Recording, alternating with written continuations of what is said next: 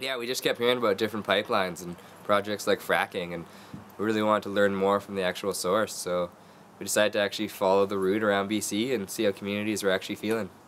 It's pretty wild. There's a lot going on up there. So a big part of this trip is we're not just going to focus on the downside of things. We're going to present solutions and alternatives along the way and live out a lifestyle that shows you can think different from the daily norm. It was a bit of a doozy heading out on this trip. Didn't know what I was in for.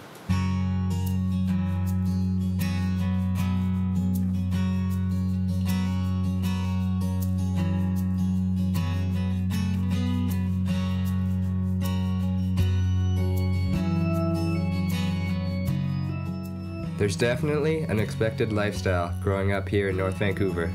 Get a degree, get a job, buy a house, success at last. So working at an ice cream shop to buy an old 1993 school bus off Craigslist and living in it definitely didn't fit that routine.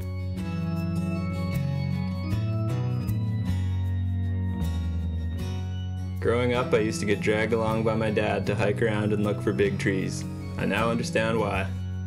He also sparked my interest in alternative fuels.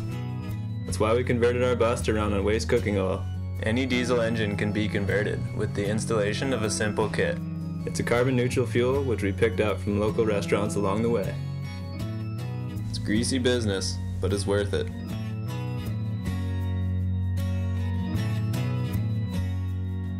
The Northern Gateway Pipeline made me realize that everything I enjoy about the outdoors is at risk.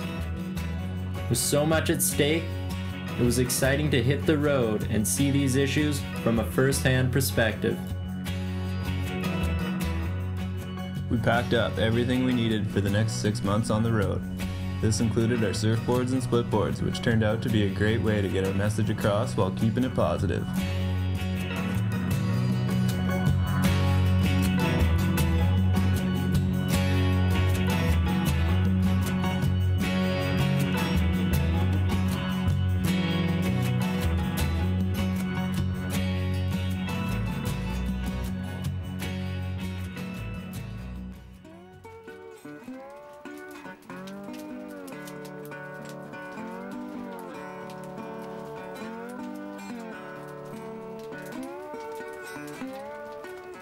We decided to start the trip off right by riding mountains and hunting waves in wild and remote spots on Vancouver Island. We've taken a lot of trips south, so it was exciting getting to know our own backyards. My brother Lewis joined us for this part of the trip. Unfortunately, our bus didn't always agree with starting, so we ended up missing all the big storms and settled for some good old ice boarding. Oh man.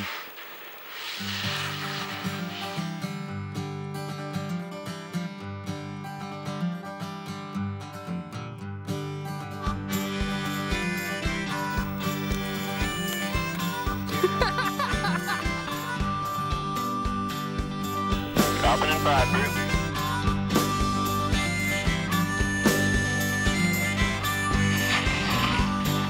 They say the wind gon' blow, but I don't know, 'cause I can't see the train. Don't leave before it's there, so you don't know and I don't care.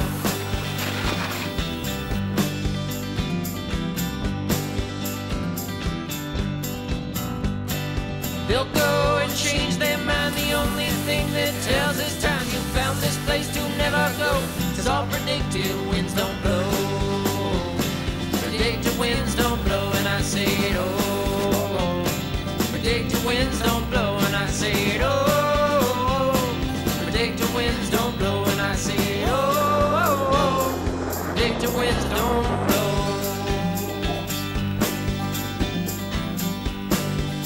So that.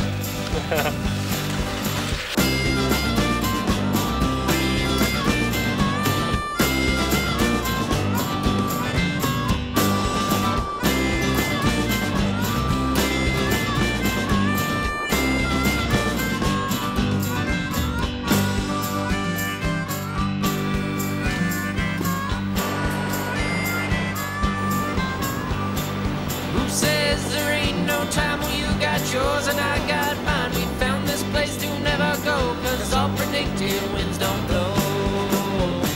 Predicted winds don't blow, and I say oh. don't blow when I say it, oh. Predict the winds don't blow when I say it, oh. Predict the winds don't blow.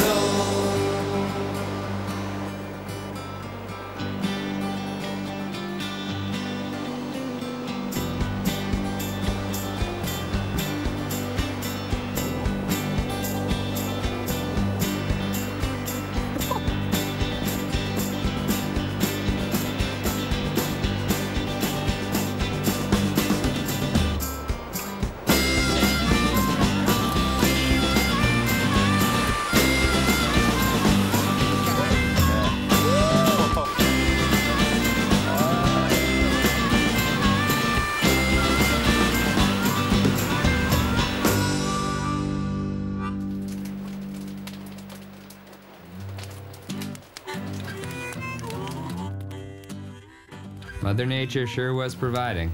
We did a lot of fishing, harvested some clams, and even though the conditions weren't that good, we still had an awesome time.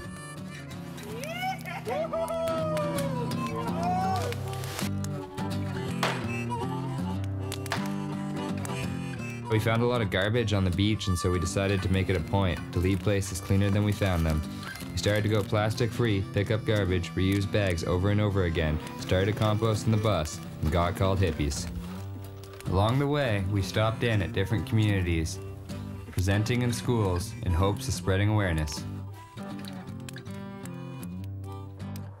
That being said, the bus was a nightmare right from the start, and it seemed like we would never leave the island. All 3 batteries went. Well, this is in the shop. Exhaust. Got $150 in the bank account. Sneak into the trip. New leaf springs in, placed 2 sensors. The transmission completely blew. We tried to replace it with another transmission that didn't work. Just popped the tire, cruising down the road. Then we took that whole transmission apart, put it back in. We had to replace the starter and the solenoid. Down again. So we're on transmission work number 3. Fort Hardy, we've been here for 3 weeks. Who would have thunk it?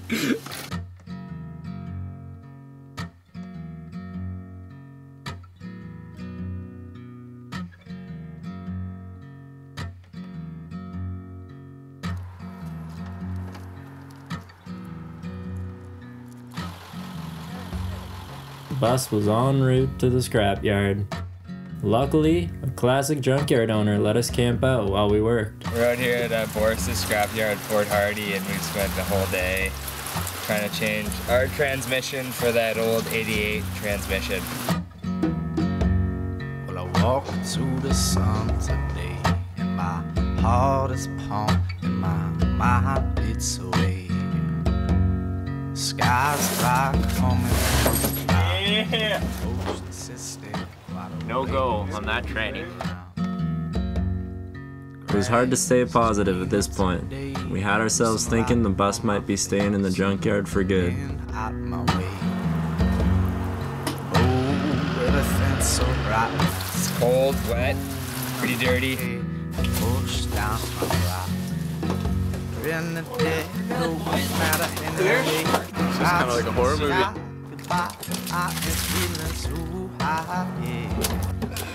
Nothing's like I won't feel it. You see, we live in a scrapyard, so when we need something, we just walk around until we find it. I don't know the beginning.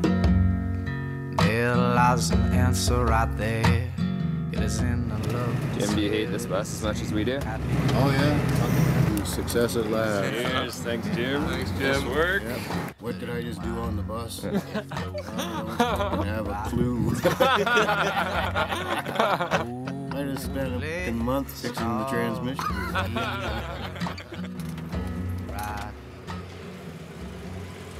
After what felt like an eternity, a few backyard mechanics and an online fundraising campaign had us hitting the veg oil switch, getting back on the road. Use veggie oil green.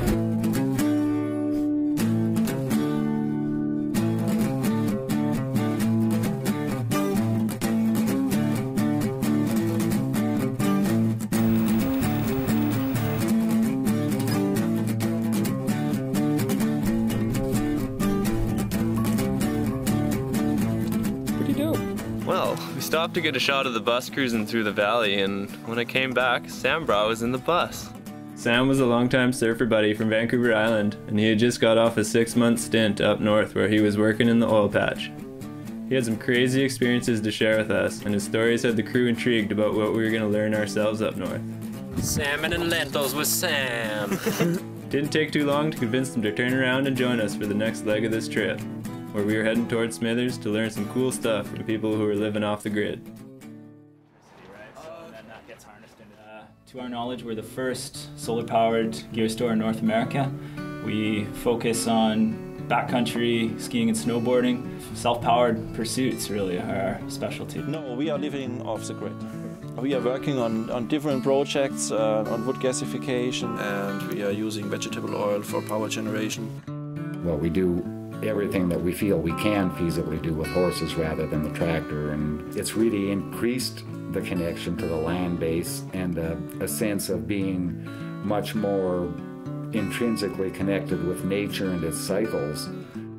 This is our homestead. We have horses and ducks and cat and dog and grow a lot of our food and do a lot of wild crafting and play music and have a really good life. Solar energy is the way to go. It's ridiculous. We're charged up by 10:30 in the morning, you know, here in the spring. Well, it's been a challenge for our brains too to figure out ways of using animal power instead of fossil fuel power to do things. You know, our house is heated entirely with dead trees from our woodlot. That's how we heat and cook. That's how all our water is heated. It's so possible, you know. All it takes is some hard work, but most everybody works hard, you know.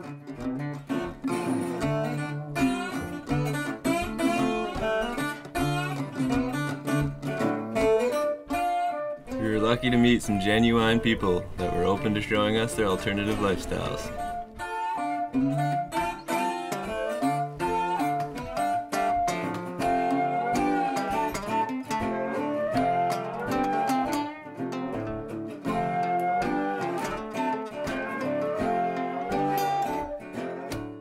Well, wood gasification is basically a process where you decompose wood in basic chemical components and create a gaseous fuel comparable to natural gas.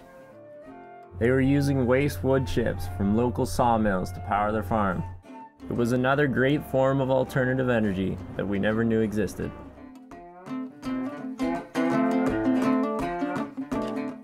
It was great to see lots of local opposition to harmful development being pushed through this territory.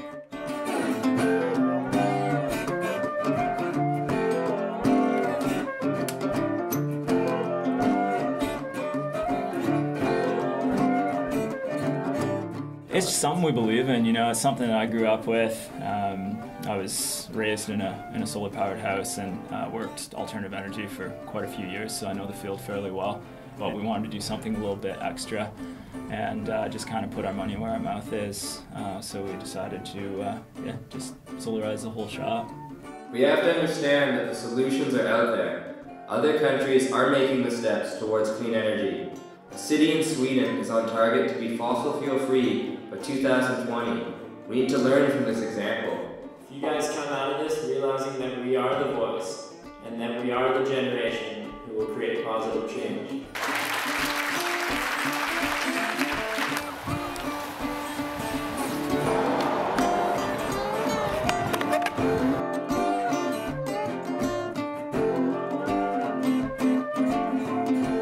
Chilling in Hazleton, picking up some veggie oil off some dude. It's awesome.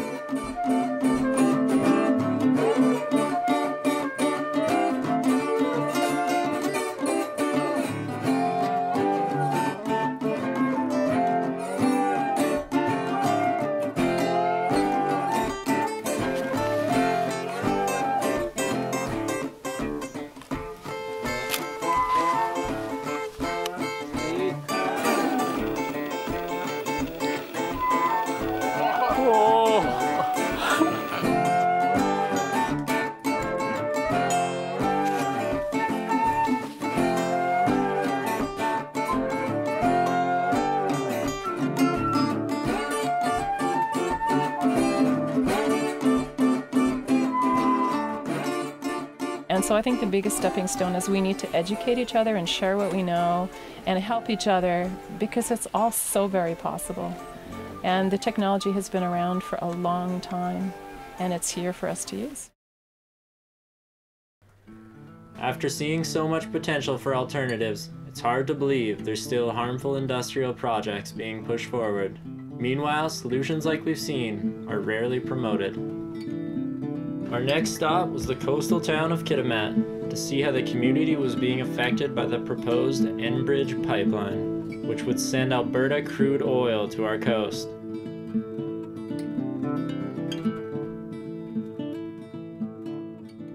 I was born June 12, 1934, and I grew up here, lived here all my life. My name is Samuel Robinson. I'm from Kitimat village. The Enbridge oil, I don't agree with that, because I've seen the spill in Alaska. I've seen the devastation it made, and I still feel it up to the day. I don't want that to happen here. I made a statement when I was on the review panel, and I told them what I thought about it, that it is not good for this area, that I'm totally against it, because we still live off the sea, we still harvest seaweed, fish, halibut, shellfish, and that's why I don't like it. I want my grandchildren to see how beautiful it is down the channel. After being shown around town by some locals, it was apparent that the Northern Gateway pipeline wasn't the only project creating controversy. There's already 3 approved liquefied natural gas plants here.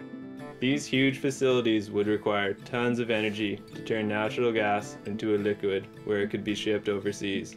Exporting natural gas would require a massive increase of hydraulic fracturing in northeastern BC. Hydraulic fracturing, or fracking, is a method of extracting natural gas in deep underground shale reserves. Fracking begins with drilling wells deep into the ground. Then, a perforating gun is fired, cracking the shale open, and a mixture of sand, water, and chemicals enter the well at high pressures to expand these cracks. These fractures in the shale allow for the gas to be released. During the process, the water used becomes contaminated and is removed for disposal into old wells. Once the gas is extracted, it is processed and put into pipelines destined for the coast. The plan is to build liquid natural gas facilities to compress and freeze the natural gas into a liquid form using immense amounts of energy. Finally, the liquefied natural gas would be placed into tankers and shipped out to foreign markets. There's a little bit of preemptive work they're doing up here. We've already started bringing in machinery to clear out laydown yards and roads and access and stuff like that. I think we've got a security truck coming up behind us right now to try and kick us out here.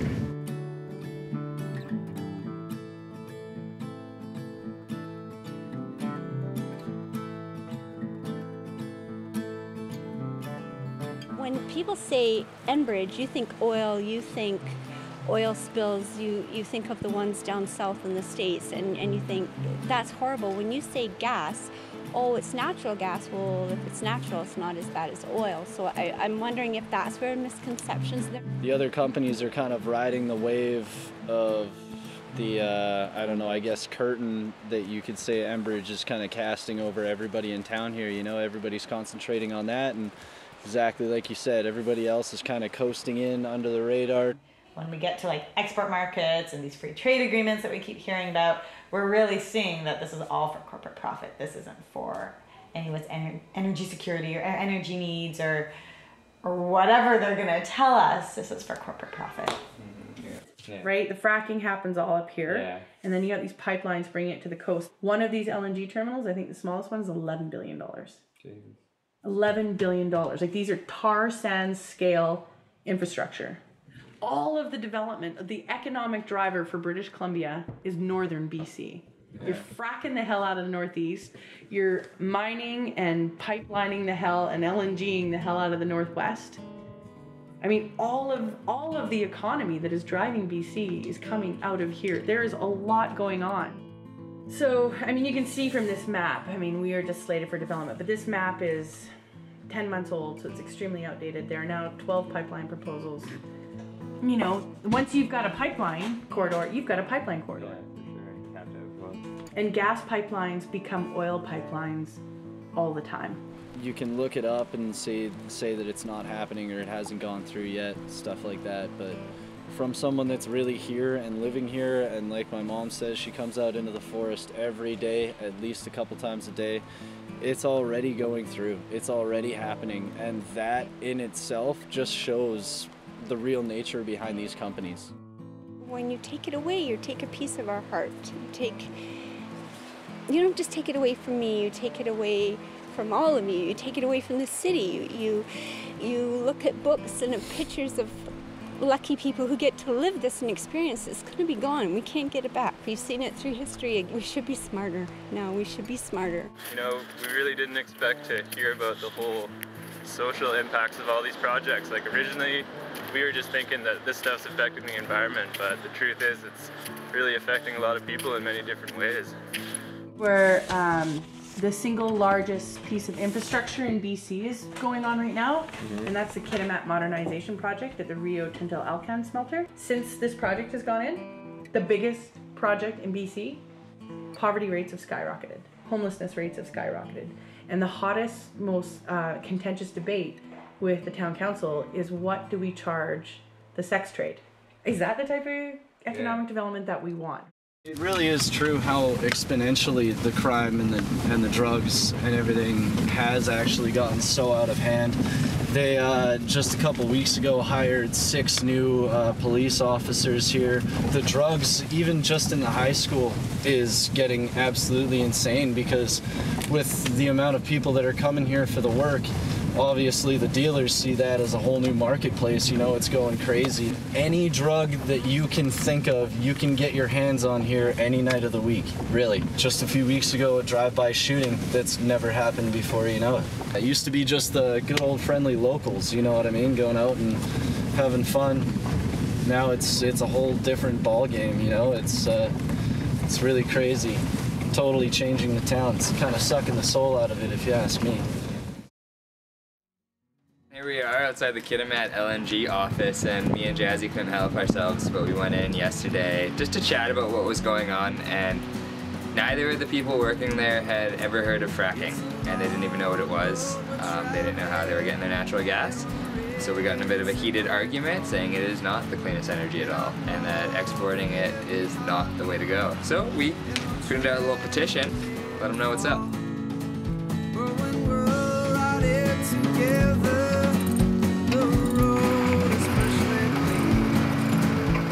Dude, we're about to go pick up garbage with some grade 2s and 3s, and I'm stoked.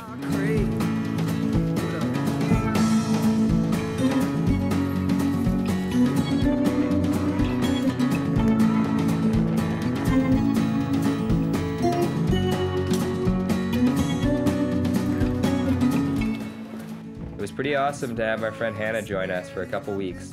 And even though we live in a bus together, we still managed to make it to the ballots. It was the provincial election day, and we had to take part in the opportunity to elect a government with different energy policies. We all had high hopes. 3,000's wrong with it. The crack is so whack. So I'll just wait for a sweet day when our roads will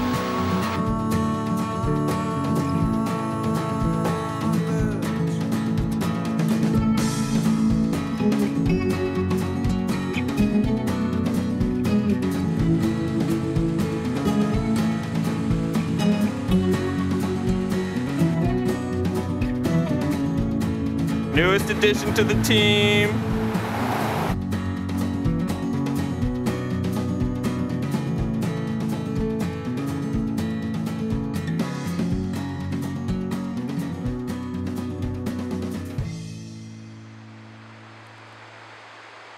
Unfortunately, only 52% of BC actually voted. It was extremely disappointing, but we realized the election was only one day you could make a big difference. So we kept on trucking.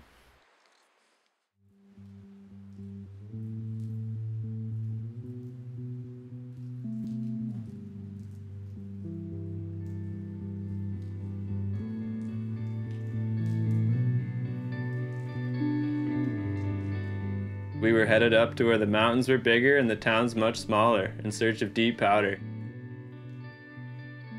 It seemed like everywhere we went, there was no escaping destructive development. Couldn't help but notice this mega transmission line burning its way up north. This project is partly funded by taxpayer money from the Green Infrastructure Fund, sending electricity to the small town of Iskut. Population 200. Workers explained to us that a power line this size isn't solely for this community. It's going to exploit the vast wilderness with multiple mining projects. It was hard to know that a place this wild was going to change forever from this.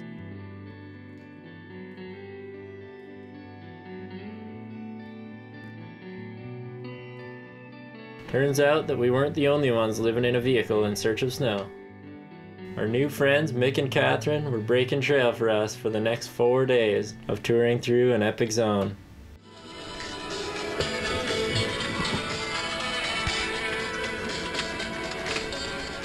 Swing! Oh, perfect pancake. Gonna flip it, gonna eat it. Oh, dude. Is that perfect? That looks like a perfect pancake. I think it might be.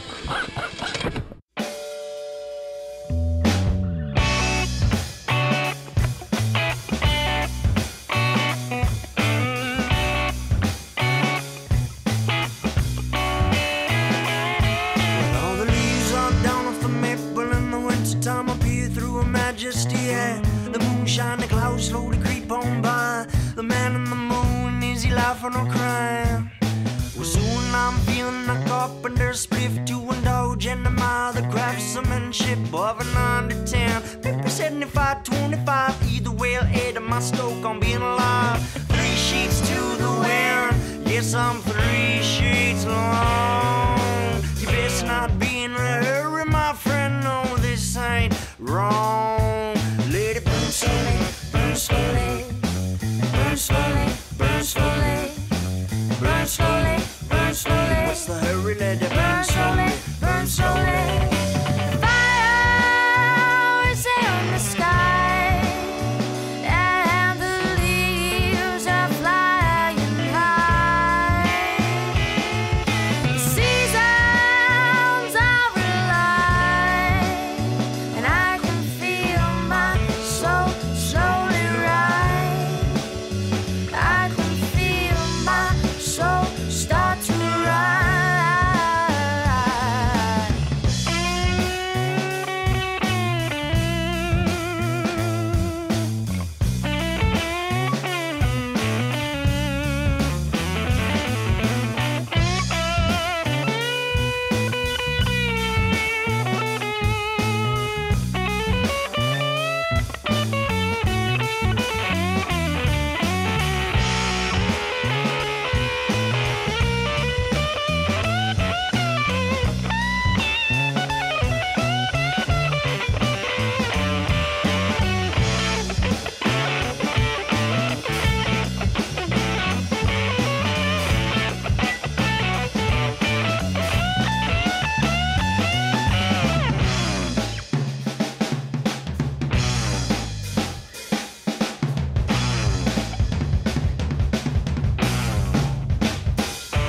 As the clouds slowly creep on by, with age I learn to not ask why to certain questions. Why is the cloud throwing up a peace sign and a funky old rooster walking by? The man in the moon ain't crying, he's smiling 'cause he knows it burns slowly, let it burn slowly, burn slowly, burn slowly, burn slowly, burn slowly, burn slowly. What's the hurry? Let it burn slowly, burn slowly. The fire is in the sky, and the leaves are flying high. Spirits are alive, and I can feel my soul slowly rise. I can feel my soul start to rise. I can feel my soul slowly rise.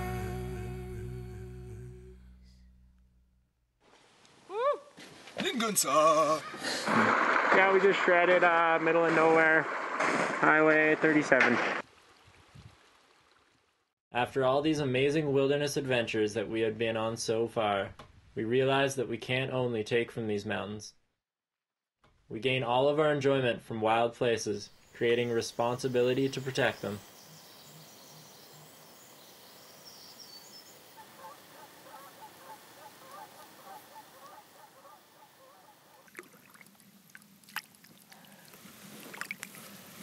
And we are scoring on the visual scene. Woo! Oh, does that guy live in the bus now? Dude, who is that guy? They invited me onto the bus and here I am. First thing happens, what do you know? A breakdown. Winter quickly turned to summer, and the journey north continued. Anything to say about your first Greece experience, Landon? It was a pretty amazing experience, but it's kind of gross. I'm sure the smell grows on you though.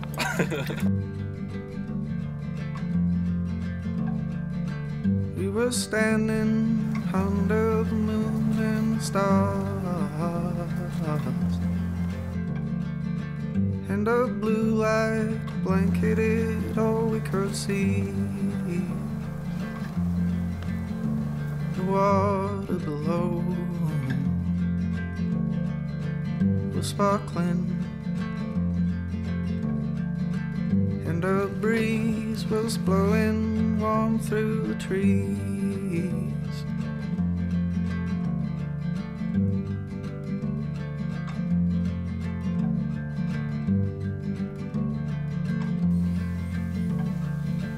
I looked down on that night scene and my mind went clean,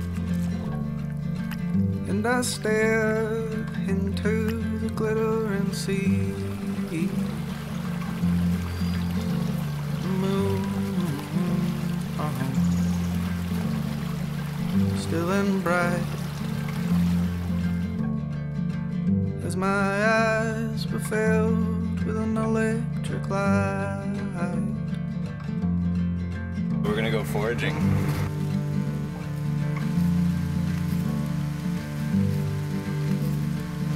We're gonna make some tea. It's gonna be delicious. Oh my God. It's not every day you see a bus like this driving to Fort McMurray. We're en route to northern Alberta, where one of the biggest threats to climate change is located, the Alberta tar sands.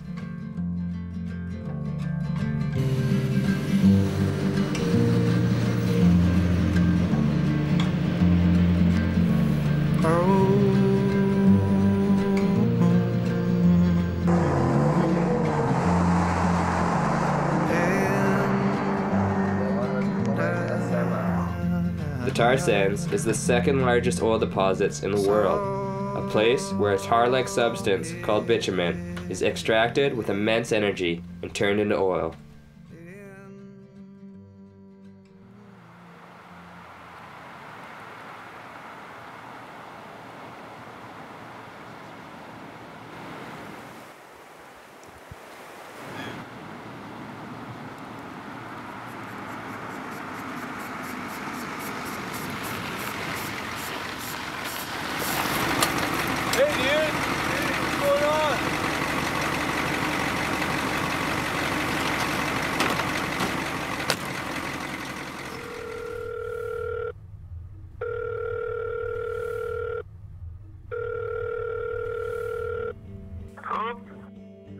How are you doing, bro? Pretty good. We are on the road to Fort McMurray. Oh, yeah. You got good jobs yet? I love it. Are you serious? How surreal is that? Oh my goodness. Fort McMurray? Oh, that's like the nearest place to hell on earth. Swells grow from the proud, and the stars hung above us in the black blanket of night. I closed my eyes and on the We seem to have found ourselves in the tar sands, one of the world's largest capital projects. I find myself here at the world's largest impoundment of toxic chemicals. And yes, that explosion was to scare birds from landing on it. My, we're having a good time here. Communities downstream from the tar sands suffer from an abnormal rate of rare diseases and cancers, proven to be directly linked to this industry. Over the last couple of years, the federal government's put in $6 million for climate change initiatives, yet we haven't hit a single target. The tar sands is a huge part of that. It's pretty eerie being here, just the sounds and the look of everything, and the smell hits you as soon as you get in here, and you kind of just have this empty feeling inside. Here we are amongst the belly of the beast, the place where all these proposed oil pipeline projects we keep hearing about would stem from. It's hard to imagine connecting the world's dirtiest project to the wild coast of BC.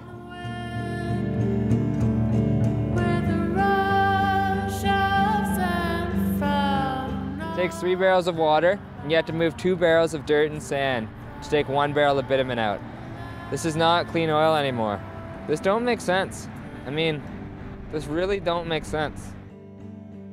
The federal government of Canada just launched a $24 million advertisement campaign telling you how awesome the tar sands are. We're here on a $0 budget, trying to tell the truth. This summer, actually working in the industry, the thing that really got me the most was kind of this awareness of something big was happening to the environment. It wasn't like everyone's up there just kind of ignoring the fact that extracting fossil fuels has detrimental effects on the environment. People seem to be very, very aware of that. These people who are working up there are really great people that are fully aware of how bad the environment is being treated by this. And we don't need to demonize these people. We don't need to say they're bad guys. We need to look at ways to help them. I was working on a bitumen in situ spill. I mean, I'm sure we've all heard about in situ is the greener tar sands. The thing about bitumen is it's a hell of a lot stickier than your average oil. It doesn't really behave the same way as oil does either when mixed with water or when it's just seeping out of the earth. And it's also like sticks to absolutely everything. So it's on the reeds, it's on the trees, it's in the dirt. Yeah, I'll never forget the experience of looking into this animal's eyes as it was covered in bitumen, like 100% of its body, and the only thing you could see were these huge orbs just staring back to you in a state of total panic. And you could hear it choking up bitumen. As much as we say we're prepared to kind of deal with these spills, we have absolutely no idea how to deal with bitumen. I have family up in Kitimat. I've spent a lot of time up and down the west coast. You have like 5-meter swells going on and a huge winter storm blowing in. There isn't a chance in hell that you're going to be able to contain this sticky stuff. Fort McMurray had the worst veggie oil we picked up all trip. Boris is struggling right now. I don't know, let's get out of here. I'm done. We were told we'd have to cut our hair to get jobs in the Mac, so that was out of the question. From oil country to gas country we went.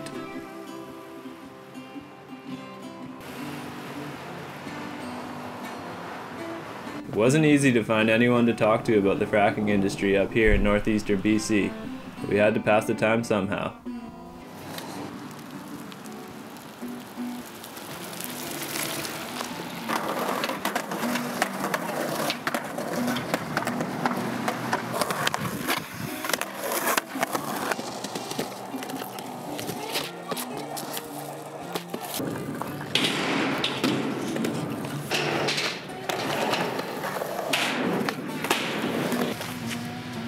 The mayor?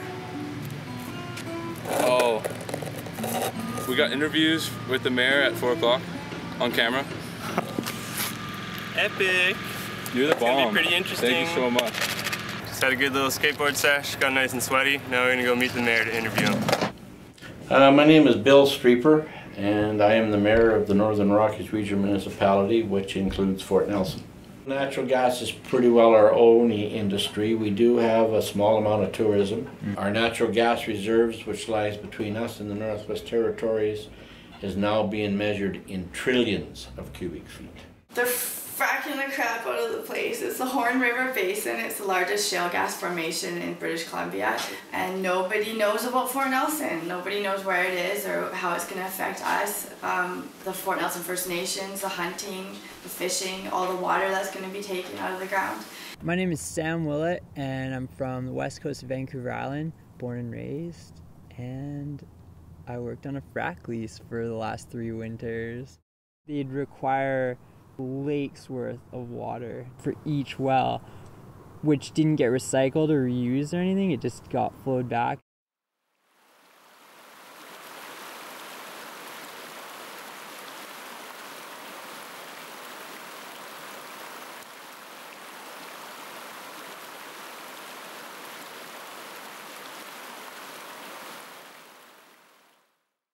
And in every bathroom, it's like, do not drink the water, do not drink the water. And long story short, you can't drink the water. A lot of the misconception about the use of water is an ignorant to the fact of what's going on. We have to use something called fracking. Oh, well, what's fracking? Oh, you know, 99% of the ingredients are water and sand. Oh, okay, well, that doesn't sound so bad. Water and sand, that sounds pretty benign. What's the other 1%? Oh, it's just some chemicals, it's a concoction. Oh, what's in that? Well, we can't tell you. Well, why not? Well, because it's a trade secret. And then you learn that, oh, they're cancer causing, they're like super toxic chemicals. And then, but it's only 1%. In my whole opinion, there's actually very, very few negatives on natural gas.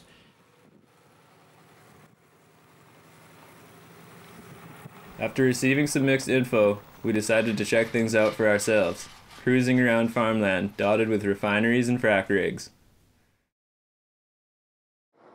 A lady who was living across the street from this rig told us she could feel her house shake as they drilled directly below her. She was unwilling to tell us on camera and said if you make it hard on them, they'll make it hard on you. We met up with some farmers in the area that were being directly affected by these industries surrounding them.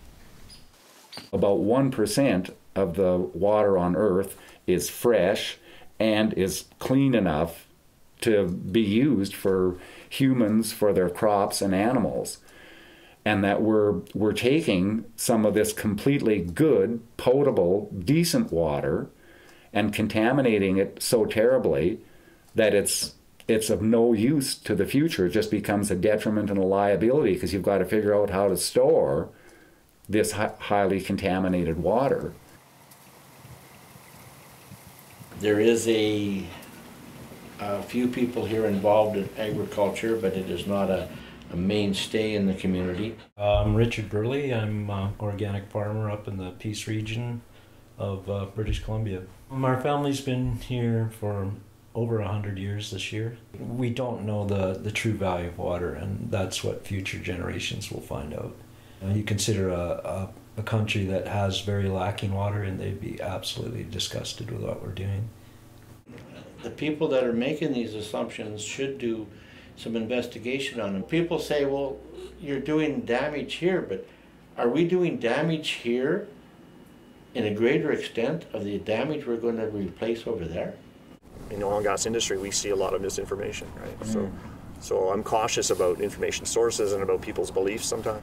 And a lot of people began to feel that it was really having negative consequences for their health, for their general well-being. And I mean, maybe there's some validity to that. Maybe there's even some truth to contamination of potable water sources. But in BC, there's not one circumstance or one proven circumstance of a contaminated water well.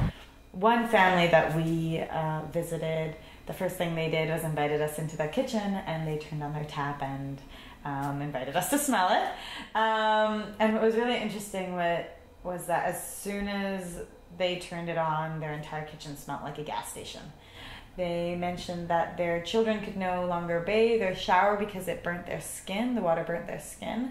So that was really strange and a really weird feeling to be like, okay, I'm coming into your house and checking that out, but you actually have to live with it every day. It's the kind of thing that's the industry and government don't want to hear about, and are quite likely to deny, and when denial doesn't work, to just really downplay those kind of effects.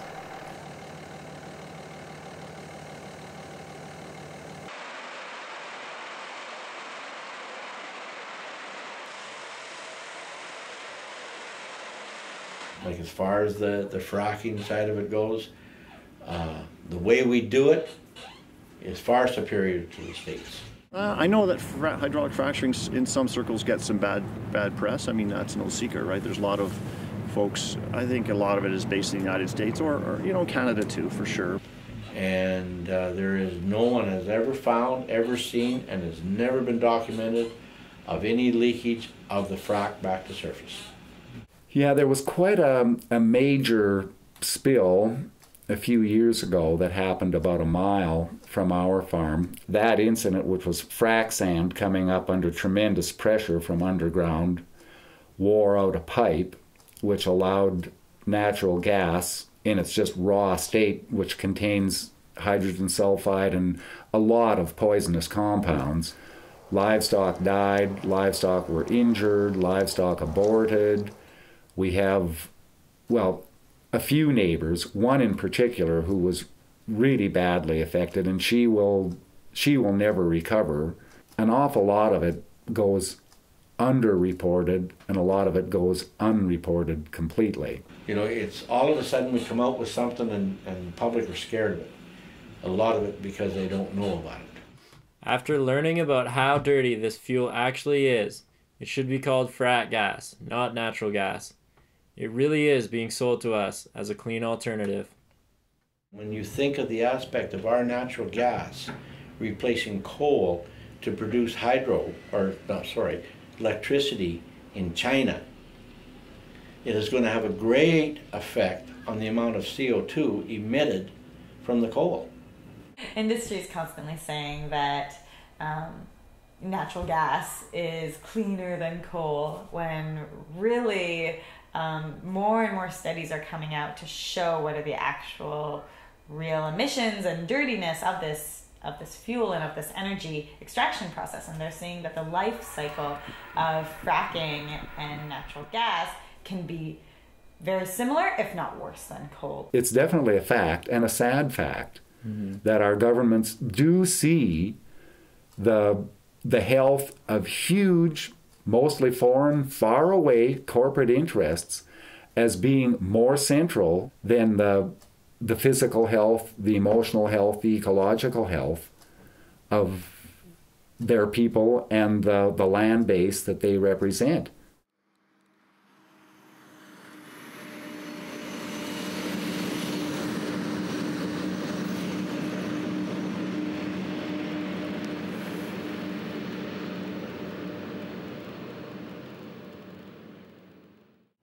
My dreams of this community to be an enjoyable, safe community where it is the choice of people to be an area where they want to raise their families in. Yeah, I'm Sage Birley.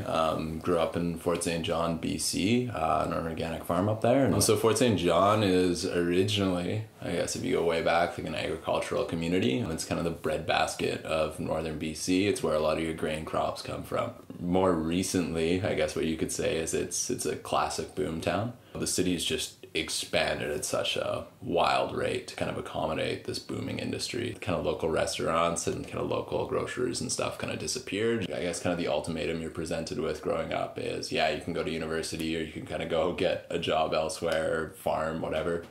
But there's always this kind of like carrot on a stick, which is just insane amounts of money in the oil and gas industry. There's certainty by the young people coming out of schools and young people here that there is a job for them, there is future jobs for them, and for the ones that want to be educated into the aspects of natural gas, they're very, very high paying jobs.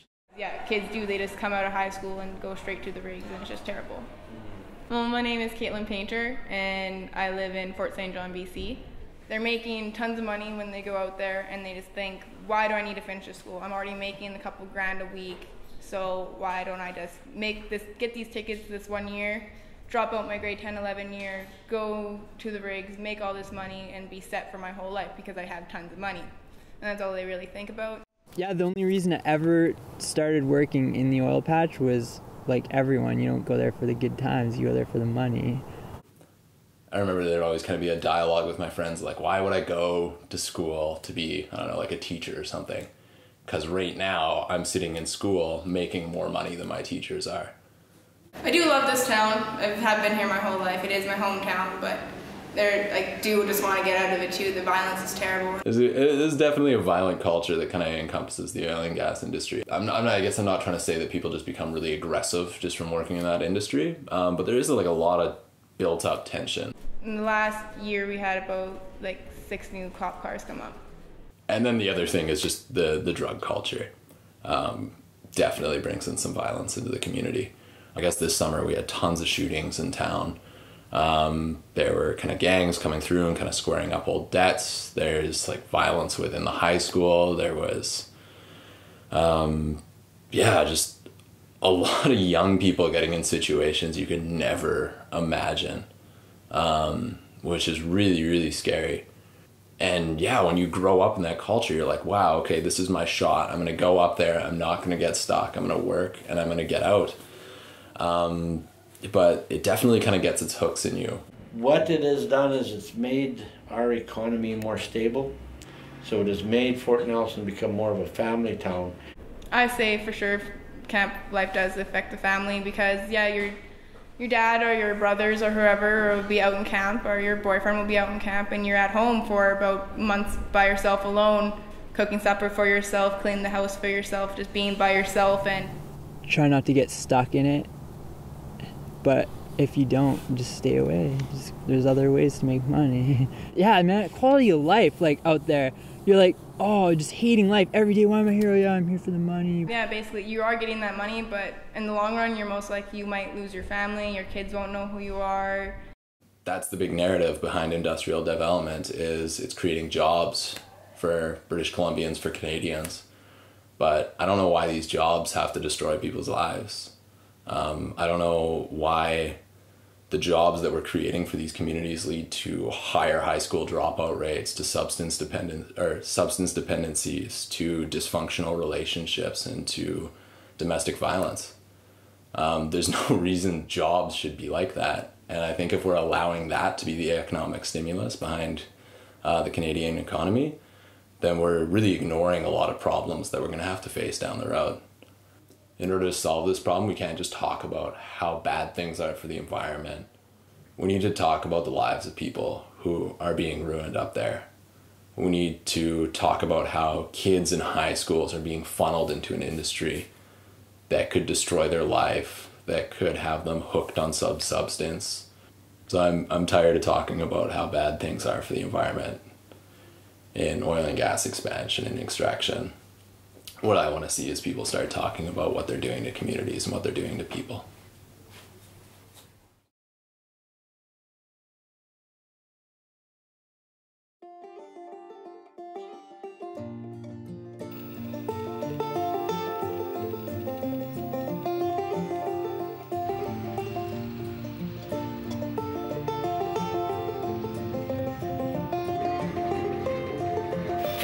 I'd see a wild bison from Canada.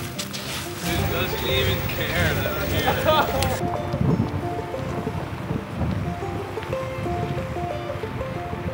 here. Learning so much from individuals at the source of this so-called development, it was shocking to see how disconnected we are to our neighbors up north.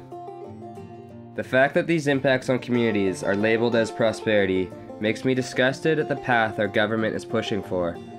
They're putting economy above ecology and the people of British Columbia, the foundations of what makes this province so beautiful.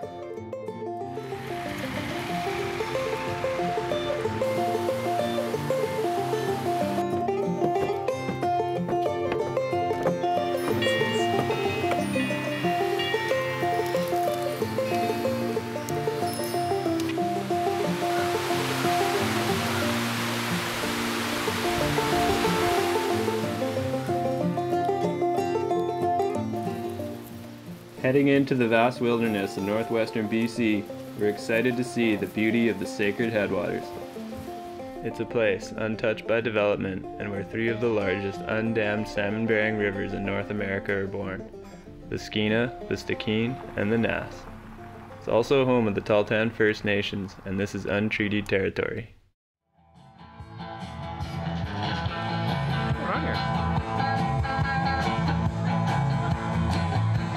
We are near the Sacred Headwaters, but we got kind of sidetracked because it just so happens that the Sacred Headwaters gathering was this weekend. Yes, I wonder what that means.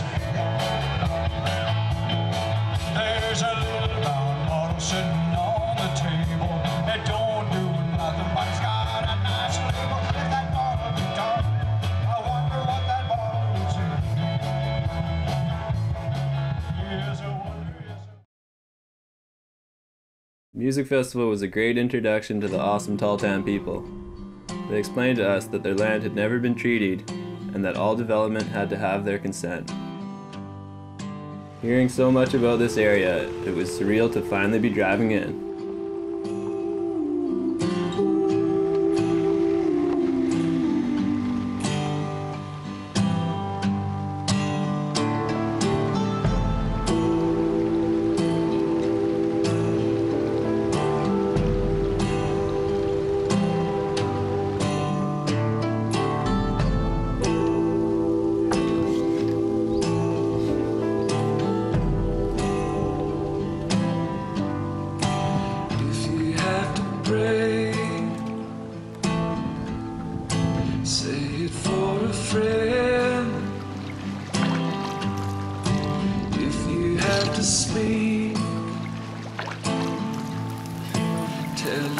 Rainbow trout from the Sacred Headwaters.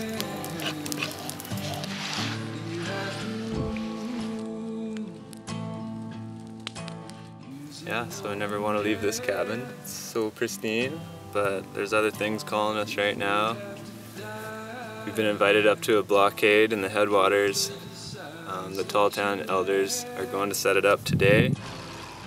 As it turns out, this wasn't just a blockade. They go up here every summer to gather food for the winter and enjoy the surroundings. Their ancestors have lived off this land for time immemorial.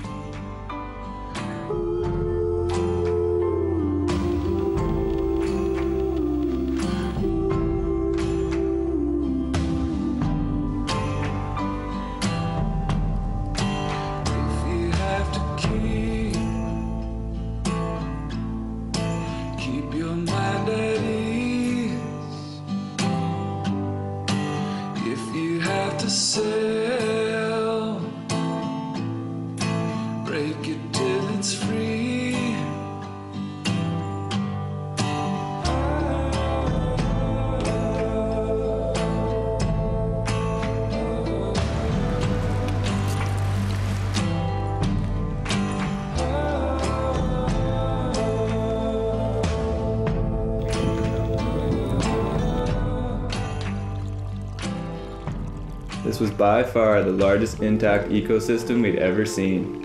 It blew us away to see that the power line we learned about earlier is opening up this unreal area for numerous resource extraction projects. Right now, none more threatening than a 160 square kilometer open pit coal mine by a company called Fortune Minerals. The mine would only be in operation for 25 years.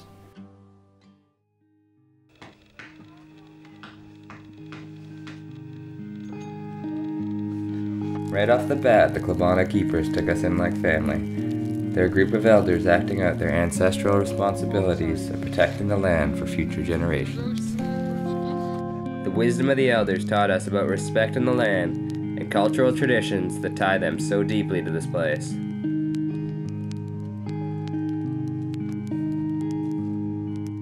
Fortune Minerals is up there in that mountain there where we hunt. Where we go get caribou and where we get groundhog and gophers and medicine and berries, and where we go just to stay there, and you know, like what we did here. My grandparents and them used to come here because it's easy to get game here. Right here, so it could be straightened out like this.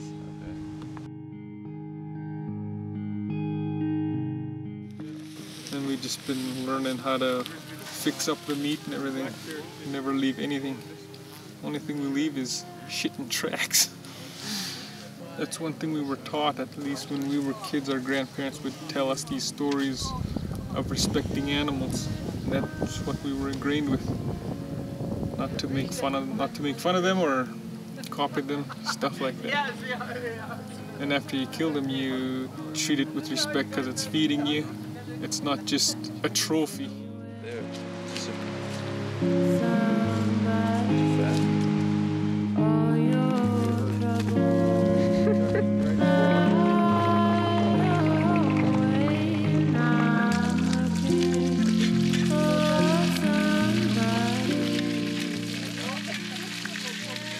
The Pan area and the sacred headwaters means my life and my blood. My ancestors shed their blood here for us, my grandparents, my great-great-grandparents. And I will stand strong for my grandchildren's and my great-grandchildren's. I will fight for our land to keep it the way it is now, sacred.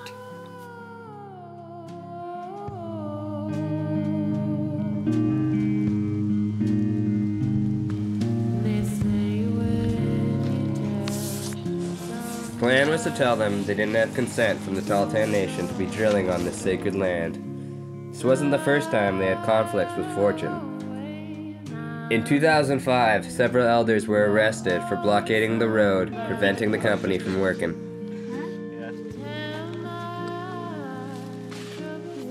Boom, environmental assessment's done, they can go home. I am here to protect this mountain and protect this valley. It's very sacred and very spiritual. And I'm going to be doing the Tahltan honor song in honor of this, our land and our people. And also for the next generations coming up, for our kids and their kids, and even for the unborn. May I do?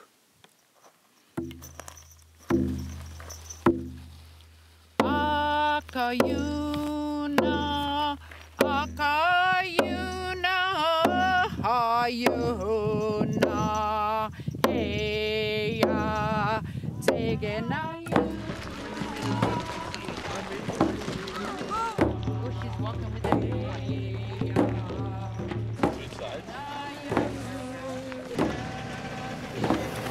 So we give you 24 hours to clear out of here. We said it many times that we didn't want you here, and we were arrested in 2005. There will be no development going on in the Sacred Headwaters area, and yet you guys are here. You know, that time we got arrested, them poor kids was crying. They went back in the tent and they cried. The height, and they still never forget yet. You guys, your fault. The cops came and arrested us. We're taught by our ancestors to carry on and keep it for our future generation that's coming up. We don't want to be harsh, but we want it to be peaceful, so we give you 24 hours.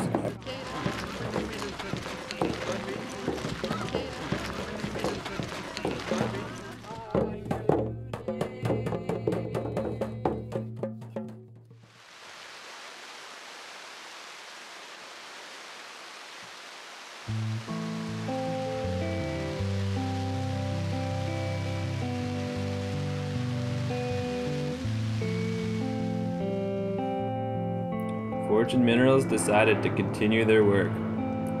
Even though there was a permanent ban on oil and gas development in this area, they had permits for a coal mine issued by the government.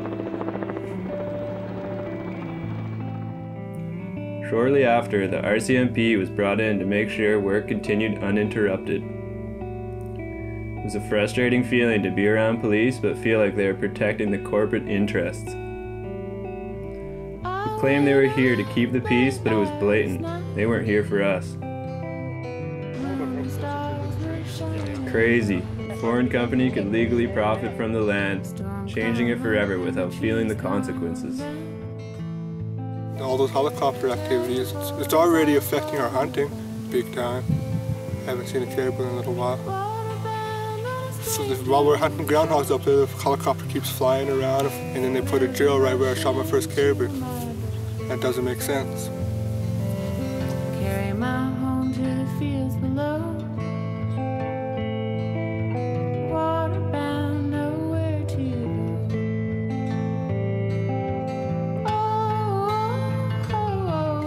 go. What this place means to us, to me, is this is our classroom for our children and our grandchildren to come up here and learn our traditional ways of gathering the food, the medicines, and for them to come up and tear this place apart. We don't go to anybody's classroom and do that anywhere.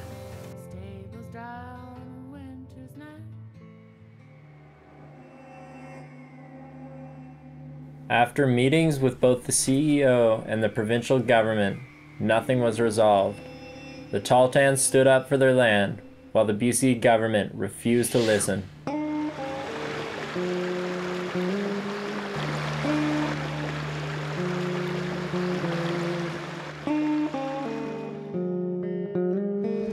Yeah, I can't believe they're allowed to drill when they don't even have that spill tray. You say you got a fortune. You say you got a fortune for me. My ancestors died for this place. I'm willing to put up my life for it, and I believe I will one day.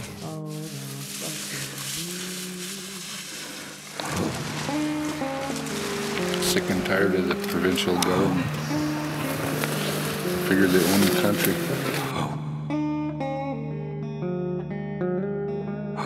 Shut her down, boys. Call your helicopter, your day's over. Walk down the Skeena River.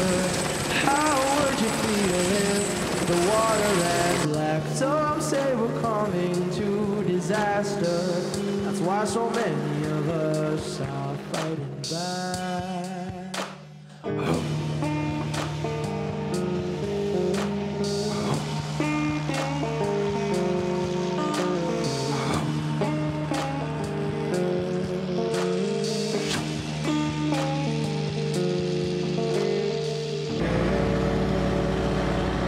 Guess what's going to happen? They're shutting the machine down, okay? They're shutting the drill down, okay? You're preventing them from using their drill. And that is a mischief under the criminal code. Just so you're all aware of it, okay?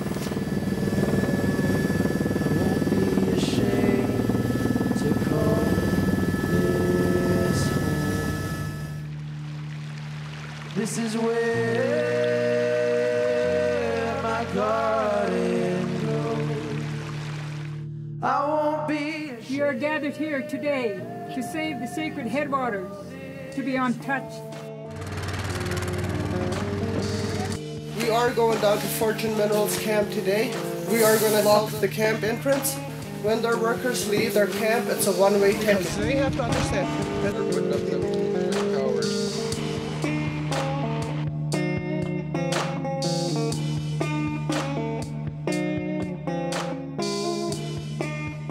We're here for the land and for our great-grandchildren. Mad do.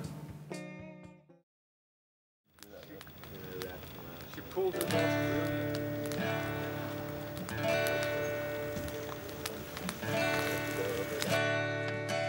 After 2 days of occupying their camp and preventing them from working at their drills for 2 weeks, Fortune Minerals decided to pull out for the season. Hey everybody, Fortune's getting out of here! Woo!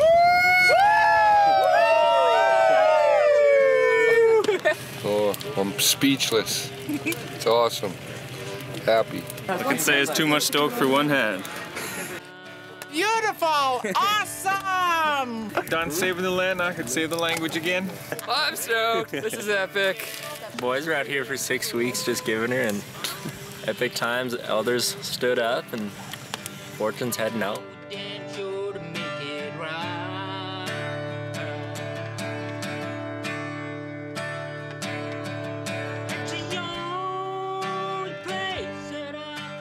It was inspirational to meet people standing up for their land at all costs. They protect it because they haven't forgotten how dependent we all are upon it. Even though Fortune Minerals plans on coming back next summer, I know the Capilano keepers will be standing there strong. As we drive back home, I'm thinking back to the incredible experiences we had.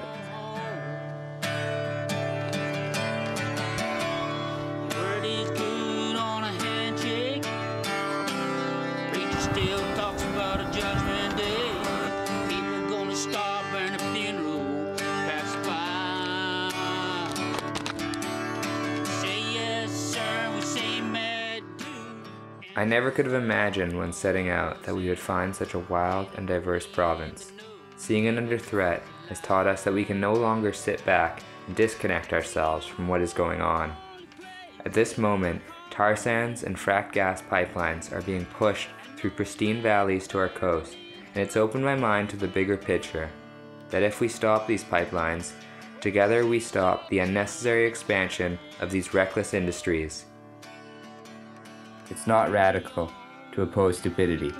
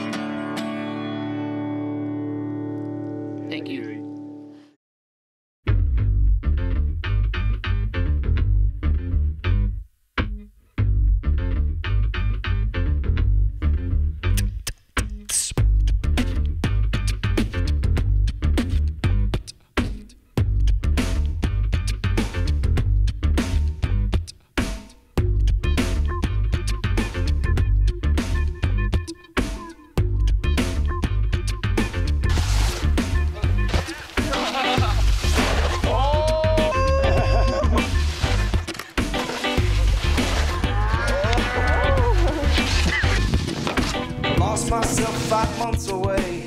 Where did I go? What did I say? I walk around all sunken-eyed, knocked around by the others in my life. I lost myself, who am I now? Another sound is trying to trickle out. Nuggets. Yeah. Back to work to grind it in. Another day defining my existence. Myself.